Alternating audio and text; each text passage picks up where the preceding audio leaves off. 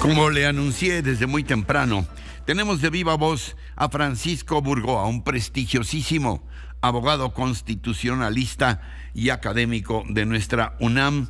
Gracias de verdad, como siempre, Francisco, te apreciamos mucho tu esfuerzo por estar con nosotros. Gracias.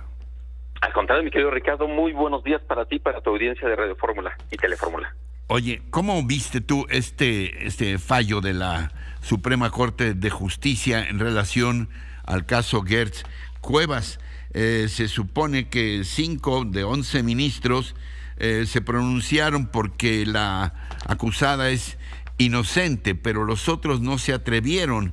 Y según esto, según lo que yo estoy entendiendo, el propio presidente de la Corte, el ministro Saldívar, se ha pronunciado por revisar el caso nuevamente para otorgar una, ¿cómo le llaman? Una suspensión lisa y llana. ¿Cómo está la cosa? Abogado, ayúdanos a entenderlo. Por supuesto, mi querido Ricardo. El día de ayer la Suprema Corte discutió el proyecto que había presentado el ministro Alberto Pérez Dayán, quien solamente proponía que se pudiera otorgar un amparo para efectos, es decir, para que en su caso se devolviera el asunto a un juez de la Ciudad de México y ese juez pudiera, de alguna forma, continuar con el tema de la orden de aprehensión, lo que se traduce que aunque se concediera el amparo para efectos, Alejandra Cuevas, quien es la persona que se encuentra privada de su libertad desde hace más de 500 días, pudiera seguir en prisión. Entonces, 10 ministros votaron en contra del proyecto del ministro Alberto Pérez Dayán. Entonces, aquí es interesante ver el punto desde la siguiente perspectiva, porque de haber aprobado el proyecto del ministro Alberto Pérez Dayán, solamente se hubiese enviado el asunto a un juez de la Ciudad de México para que a su vez pudiera ser el caso, Ricardo, de que hiciera que continuara en prisión Alejandra Cuevas. Ahora, la discusión de ayer viene precisamente en el sentido siguiente que ya lo comentabas.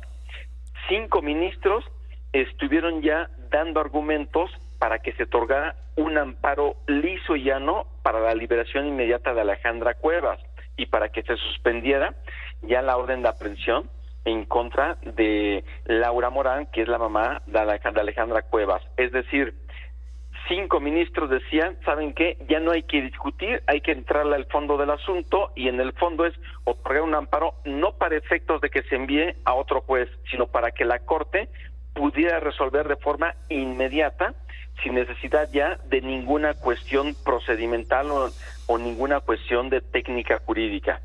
Entonces, de los 10 ministros que estuvieron votando en contra de el proyecto de Alberto Pérez Dayán, de esos 5 dijeron amparo liso y llano, y otros 5 pues no se pronunciaron en ese sentido, pero la tendencia sería que sí podrían estar de acuerdo.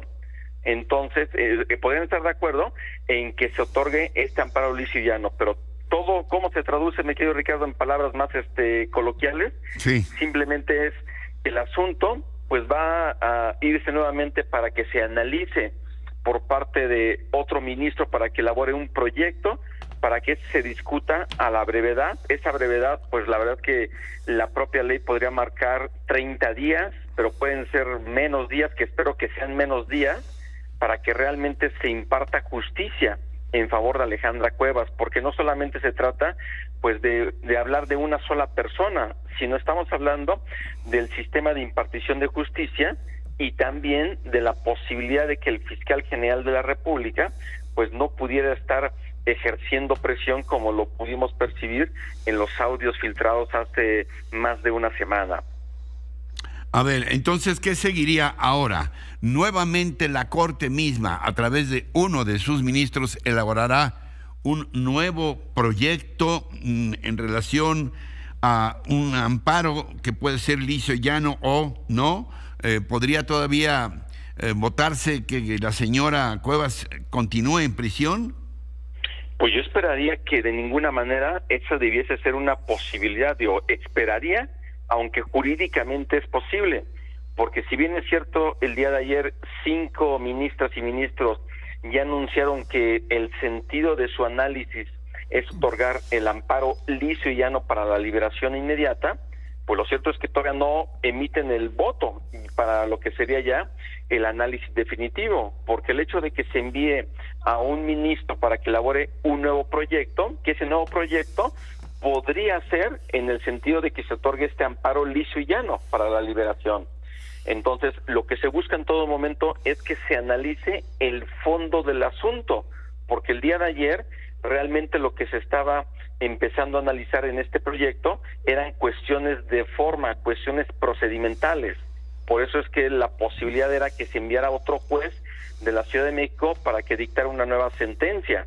Y lo que se busca en este nuevo análisis es que realmente se entre al fondo del asunto y en su caso se pudiera otorgar el amparo liso y llano. Esto sería lo importante, y también lo importante sería que pudieran elaborar el proyecto a la brevedad posible, porque de lo contrario, el hecho de que se vaya 2, 3, 4 meses la posibilidad de que se analice nuevamente en el Pleno y se pueda estar discutiendo y votando, pues entonces implicaría que Alejandra Cuevas seguiría en la cárcel, lo que en mi opinión podría ser el caso que la Suprema Corte pudiera emitir una resolución para que Alejandra Cuevas pueda estar en prisión domiciliaria hasta en tanto, pues ya la Corte determina si se otorga o no se otorga esta liberación inmediata para el caso de Alejandra Cuevas.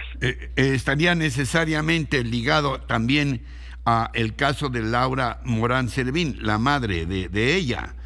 Exactamente, sí, porque una mujer de 92 años o 94 creo, que pues no está en prisión, pero hay una amenaza de cárcel también para ella.